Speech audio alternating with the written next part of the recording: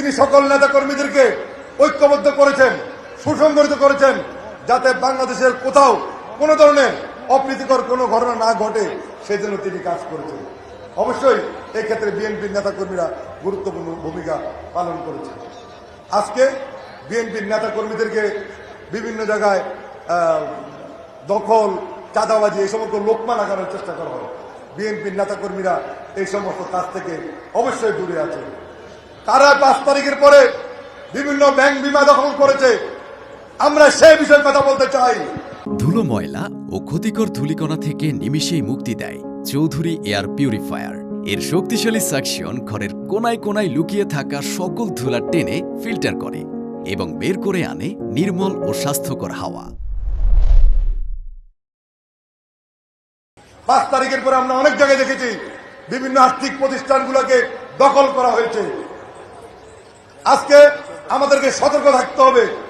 একটি দল, কিছু মানুষ মুখে ইসলামের কথা বললো, তারা সত্যিকারের ইসলামিক মন মানসিকতা তারা কথা বলছে না, তাদের আচরণ মুনাফিকের মতো হচ্ছে। আমাদেরকে সতর্ক থাকতে হবে। তাদেরকে মনে রাখতে হবে বিএনপি ছোটখাটো কোনো দল নয়। আজকে সারা বাংলাদেশে বিএনপি তারেক রহমানের নেতৃত্বে ঐক্যবদ্ধ। প্রিয় বন্ধুরা, যখন দলের প্রয়োজন, দেশের প্রয়োজনে তারেক রহমান ডাক দিবেন, বিএনপির লক্ষ লক্ষ নেতা কর্মী রাজপথে ঝাঁপিয়ে পড়ে এই সমস্ত অপচেষ্টাকারীদের বিরুদ্ধে ব্যবস্থা গ্রহণ করবে। বন্ধুরা, আমরা শহীদ জিয়ার দল, আমাদের নেতা স্বাধীনতার মহান ঘোষক শহীদ রাষ্ট্রপতি জিয়া রহমান স্বাধীনতা যুদ্ধে যিনি সরাসরি যুদ্ধ করেছেন, তিনি বাংলাদেশের বাইরে থেকে যুদ্ধ কার্য পরিচালনা করেননি, তিনি মাঠে থেকে তিনি যুদ্ধ করেছেন। আর আমাদের নেতা কর্মীরা এদেশের স্বাধীনতার বিরুদ্ধ শক্তি ছিল না, আমরাই ছিলাম স্বাধীনতার পক্ষের শক্তি। প্রিয় বন্ধুরা, আজকে যারা দেশকে কুলসিত করতে চায়, আজকে যারা দেশের মানুষকে বিপদে ভিন্ন পথে পরিচালিত করতে চায়, তারা বাংলাদেশের বন্ধু না, তারা বাংলাদেশের শত্রু। আর বিএনপির মতো রাজনৈতিক দল আছে বিদায় বাংলাদেশের সকল কর্মকাণ্ড সঠিকভাবে পরিচালিত হচ্ছে। আমরা এই অন্তর্বর্তীকালীন সরকারকে আমরা সহযোগিতা করছি। এই সরকার এই হাজার হাজার ছাত্রের রক্তের বিনিময়ে প্রতিষ্ঠা হয়েছে।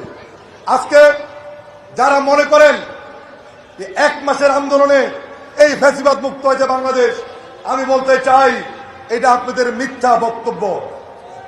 16 বছরের আন্দোলন সংগ্রাম, 16 বছরের রক্তের বিনিময়ে, আমার সহযোদ্ধাদের জীবনের বিনিময়ে আজকের এই অন্তর্বর্তীকালীন সরকার বাংলাদেশে প্রতিষ্ঠিত হয়েছে। সুতরাং শহীদদের প্রতি অমর্যাদা করা যাবে না। গতকালকে একটি পত্রিকায় দেখলাম একটি রাজনৈতিক দলের নেতা তিনি বলেছেন দখল, চাঁদাবাজি করলে শহীদদের রক্তের সাথে বেইমানি করা হবে। আমি ওনাকে উদ্দেশ্য করে বলতে চাই, আপনার দলের ভিতরে চাঁদাবাজার দখলদার আছে। আপনারা সারা বাংলাদেশের বিভিন্ন আর্থিক প্রতিষ্ঠানগুলা দখল করে মানুষের সামনে মিথ্যা বক্তব্য দিচ্ছেন। আপনারা বিএনপি কোনো আর্থিক প্রতিষ্ঠান দখল করে নাই, বিএনপি কোনো ব্যাংক বিমা দখল করে নাই, বিএনপি কোনো হাট বাজার দখল করে নাই। দখল যারা করছে তারাই আজকে মিথ্যা বক্তব্য দিয়ে মানুষকে বিভ্রান্ত করার চেষ্টা করা হচ্ছে। আজকে আমাদের ঐক্যবদ্ধ থাকতে হবে। আমাদের যে 31 দফা, সেখানে ঐক্যের প্রতি গুরুত্ব দেওয়া হয়েছে। তাই বন্ধুরা, আপনাদের বলতে চাই, আসুন আমরা ঐক্যবদ্ধ থাকি। ঐক্যবদ্ধ থাকতে হবে, সকলকে একসঙ্গে কাজ করতে হবে। যেই দাবিকে সামনে রেখে আমাদের সহযোদ্ধারা শহীদ হয়েছেন, যে জন্য বাংলাদেশের মানুষ এই 16 বছর নিজেদের ভোটাধিকার প্রয়োগ করতে পারে নাই, নিজেদের ক্ষমতা দেখাতে পারে নাই, জনগণ যে ক্ষমতার উৎস সেটা প্রমাণ করতে পারে নাই, সেই দাবিকে আমরা এখন পর্যন্ত আদায় করতে পেরেছি? আমরা পারি নাই। আমাদের সুষ্ঠু নির্বাচন করতে হবে।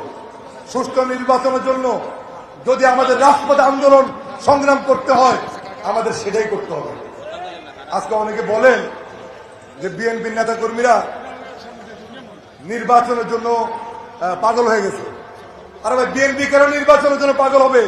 বাংলাদেশের জনগণ নির্বাচনের জন্য অতি আগ্রহে মানুষ তাকিয়েছে। ক্ষমতার মালিক তো জনগণ, ক্ষমতার মালিক জনগণ। জনগণ যাকে চাবে রাষ্ট্রীয় ক্ষমতায় বসাবে, সেই দল রাষ্ট্রীয় ক্ষমতায় গিয়ে একটি গণতান্ত্রিক পরিবেশে বাংলাদেশকে আগামী দিনে উন্নয়নের ধারা এগিয়ে নিয়ে যাবে। এটাই তো স্বাভাবিক। আর এই নির্বাচনের জন্য তো আমরা সংগ্রাম করেছি, আমরা জেল খেটেছি, আমরা কারাগারে, এই যে কারাগারে গিয়েছে হাজার হাজার নেতা কর্মী। সুতরাং নির্বাচন তো আমাদের একটি প্রাণের দাবি। সুতরাং আমরা এই সরকারের নিকট দাবি জানাবো, অতি বিলম্বে একটি সুষ্ঠু নির্বাচনের ব্যবস্থা করুন। অন্যথায় ওই ফ্যাসিবাদী অপশক্তিরা আবার বাংলাদেশের আনাচে কানাচে ঢুকে এই দেশের পরিবেশকে নষ্ট করার জন্য চক্রান্ত করছে। সুতরাং একটা রক্তের বিনিময়ে যে গণতন্ত্র, যে অন্তর্বর্তীকালীন সরকার, সুতরাং আমরা তো এই ফ্যাসিবাদদেরকে আবার বাংলাদেশের রাষ্ট্রীয় ক্ষমতা এনে বাংলাদেশের রাজনীতি এসে আবার তারা দেশকে কুলসিত করবে, এই দেশের রাজনীতিকে নষ্ট করবে, সেটা তো আমরা হতে দিতে পারি না। মালয়েশিয়ান প্রযুক্তিতে তৈরি অত্যাধুনিক cleaning machine modern vacuum cleaner যে কোনো ধরনের ধুলো ময়লাকে পরিষ্কার করে ঘরকে করে তুলুন চকচকে ও আকর্ষণীয়। Modem, brand of luxury. একটি নির্বাচনের মাধ্যমে যখনই একটি গণতান্ত্রিক সরকার প্রতিষ্ঠা হবে, আমি মনে করি তখনই এই শহীদদের রক্তদান সত্যিকার অর্থে গুরুত্ব পাবে।